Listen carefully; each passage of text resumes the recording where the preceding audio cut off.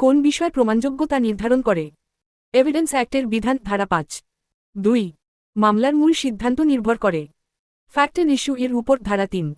৩ সরাসরি শোনা বা দেখা সাক্ষ্য ওরাল এভিডেন্স হিসেবে গ্রহণযোগ্য ধারা ৬০। ৪ মূল দলিল উপস্থিত থাকলে প্রাইমারি এভিডেন্স ব্যবহার করতে হয় ধারা ৬২। ৫ নির্দিষ্ট ক্ষেত্রে নকল দলিল সেকেন্ডারি এভিডেন্স হতে পারে ধারা ৬৫। ৬ সরকারি নথি প্রমাণ করা যায় সার্টিফাইড কপি দ্বারা ধারা ৭৭। ৭ লিখিত চুক্তির শর্ত বদলানো মৌখিক সাক্ষী করা যায় না ধারা ৯১।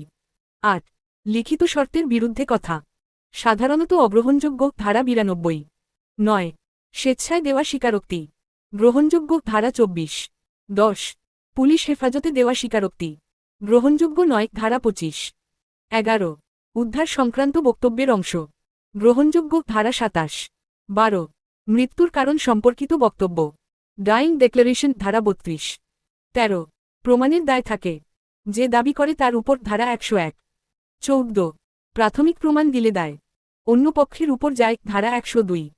১৫ বিশেষ জ্ঞান থাকলে প্রমাণের দায় সেই ব্যক্তির উপর ধারা ১০৬। ১৬ সাক্ষীর সংখ্যা নির্দিষ্ট নয় ধারা ১৩৪।